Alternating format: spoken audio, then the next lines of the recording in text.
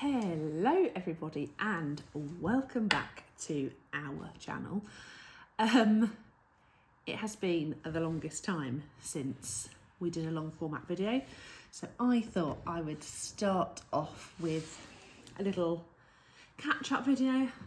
Bought myself a hot chocolate to sit down with and talk to everybody about what's been going on, what's up, what we're up to, and also kind of what our plans are for the moving forward in 2026. So I think the biggest change that has happened for us since last year is, unfortunately, we had to say goodbye to Merlin, and even now that slightly chokes me up. That was the most difficult decision I think I've ever had to make, and I'm so grateful that my parents particularly and my husband were so with me in that decision making process, and I didn't feel that I made that decision alone. But what that has meant is that life has changed a lot. So we now don't have to go to a horse twice a day every day, and that's made life so different to what it was before. I mean, I've had horses my whole life. I'm nearly 40, and I've probably had horses for 35, 36 years. You know, I used to get up before school, I used to go after school, I used to go at weekends, you go Christmas Day. So this has been a big period of adapting for us. And so, yeah, we've got some other things going on now in our life.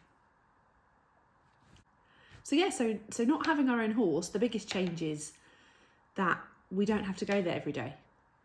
So we do go on a Monday back to the yard where Merlin used to live, and we look after two little ponies called Woody and Puzzle, or Puzzy and Woody, for their owner. And so we do them on a Monday, which means we go in the morning, turn them out, muck them out, do the feeds, hay, etc. And in the afternoon, Evie rides one of them, usually Puzzle, although her confidence is growing, so we might see more of Woody. And I have shared quite a few shorts, and I've shared that over on our Instagram pages. I'll link those in the description if anyone wants to check those out. And so yeah, so that's our Monday. But then the rest of the week, we don't have to go to a horse in the morning before school, which is really bizarre. So we either have a bit more time and actually are productive, or we have so much time that we end up falling out because time runs away with us and we're not having the same structure as we were before. So that's very different for us. And we still then go to Milo on a Thursday after school, and we usually see him on a weekend, which is really nice. So moving forward for 2026, we have got a bit of a goal, or I have got a bit of a goal. Evie doesn't really mind, but I've got a bit of a goal that it would be really nice to get back into doing YouTube a little bit more consistently. I'm not saying there's going to be a video every week. I'm not saying there's going to be a video every 2 weeks, every month, who knows. But I've really got into watching sort of more lifestyle vlogs, and I thought, well, why not share our life as well? So that's what I'm hoping to do moving forward. And if that's something that people are interested, then excellent. Hopefully people like it. I'd absolutely love to grow our following on YouTube. So I've made a little bit of a change. And because obviously it's not all about horses now, it's perhaps a bit more about family life. You might have spotted the change of the name. So I'm hoping that we'll be able to share a bit more about our day-to-day life, not just about our time with the horses, which is obviously very niche and people may or may not enjoy that. I also kind of would love to grow our Instagram following, which I know to many people is not important, and really it isn't important, but it is also quite nice to see that you put stuff out there and people enjoy it. So we have been stuck at sort of 5,200-ish followers for a long time on the Evie and Ponies page, and my page is really brand new. So it'd be really lovely to maybe get Evie's page to sort of 6,000 by the end of the year would be a lovely goal, and then maybe my page to 1,000. I mean, I'd be chuffed if it was 1,000. So things we plan to share. So I absolutely have found a love for baking. I've had a real epiphany about food, and I'm trying really hard to be a bit more mindful about what we eat and how we eat it. So trying to make a few things more things from scratch, not buying as much processed food, being a little bit more mindful about what's in our food. So my husband recently shared with me the article about sausages and bacon. Now, don't get me wrong, we weren't eating sausages and bacon thinking, oh, these are so healthy for us. But as a busy family, we were probably eating sausages once a week, maybe once every 10 days. So to hear that they are as bad for you as smoking is, in lines with sort of the types of cancer you can develop, was truly terrifying. And that for me was a massive wake-up call that we need to make some changes in our day-to-day lives.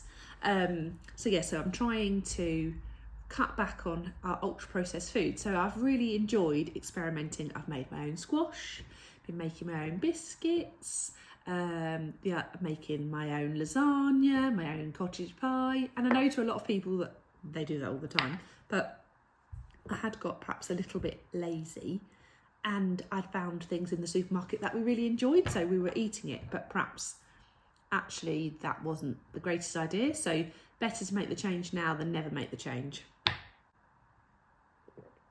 So other things that we're trying to do differently is really determined to try and get fitter in 2026, and I think that's all of us.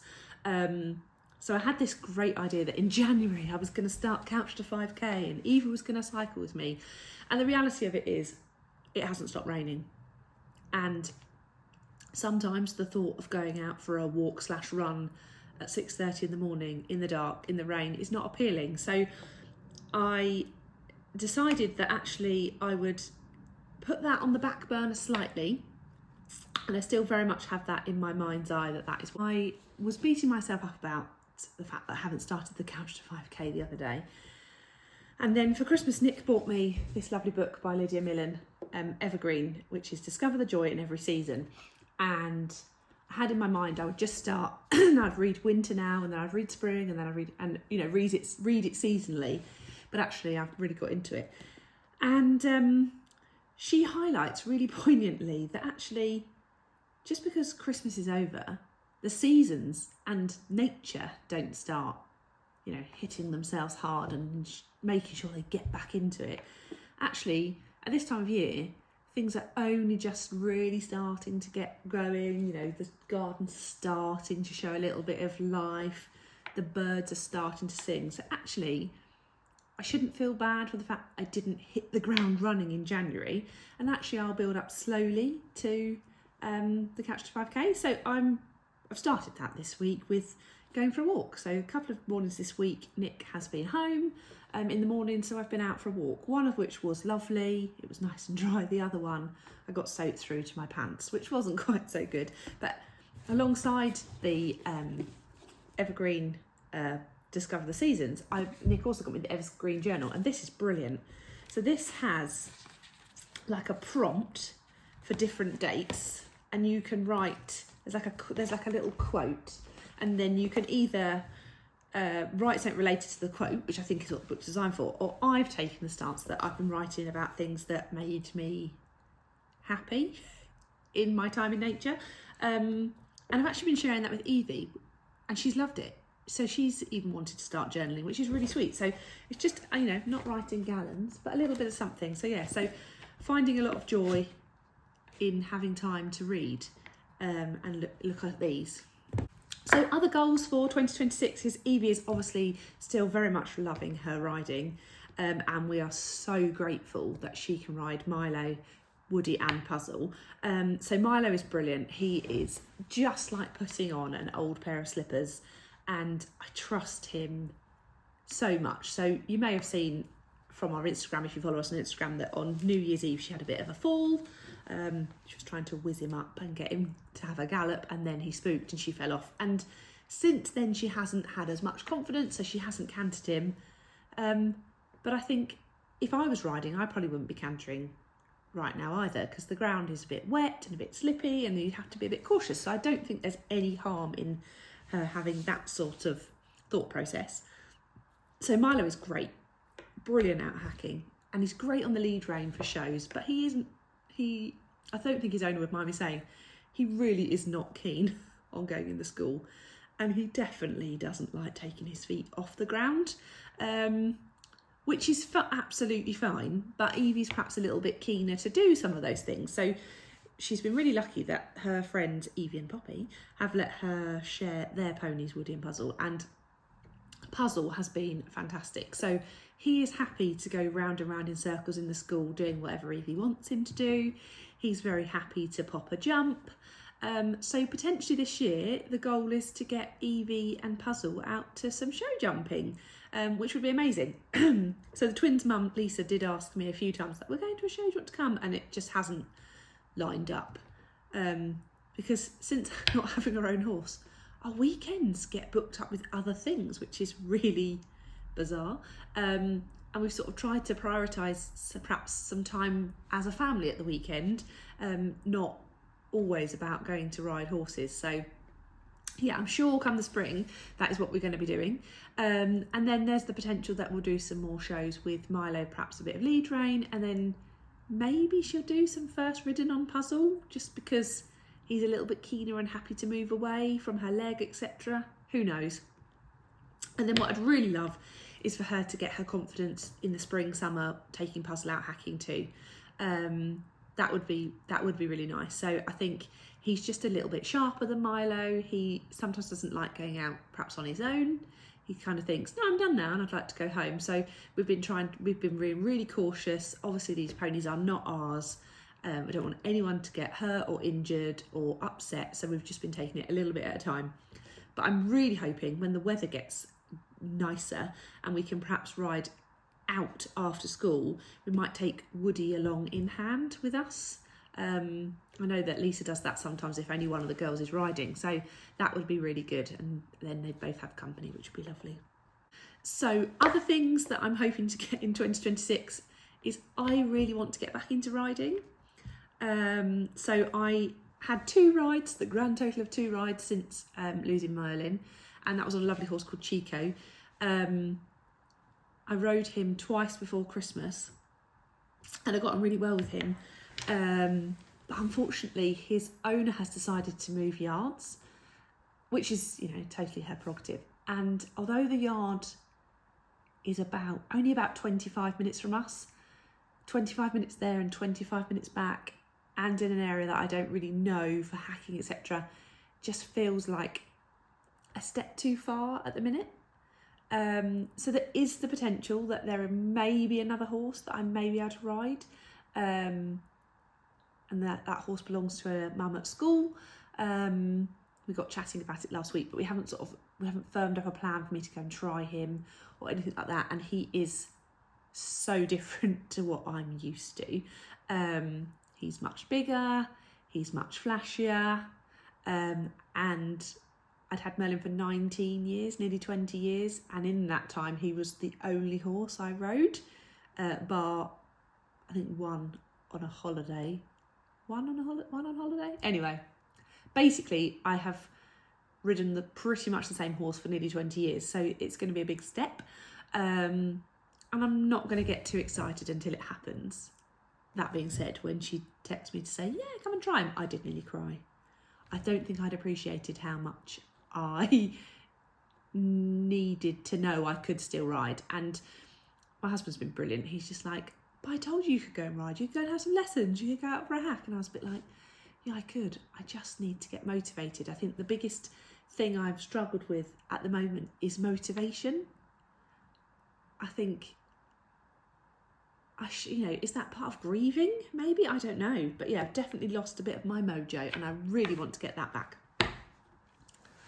Other things you might have seen from our socials, from our YouTube so far, is that I've discovered a love of getting dressed, which I know sounds ridiculous, but I'm really enjoying experimenting with outfits and different styles and what suits my shape now, because I've definitely put on a little bit of weight since losing the horse. It's amazing how you lose your like general day-to-day fitness from lugging wheelbarrows and water and feed and stuff around. But yeah, so I'm sort of really enjoying experimenting with clothes, which Evie finds truly hilarious. She loves watching me have a little twirl and then getting all like sassy to the camera.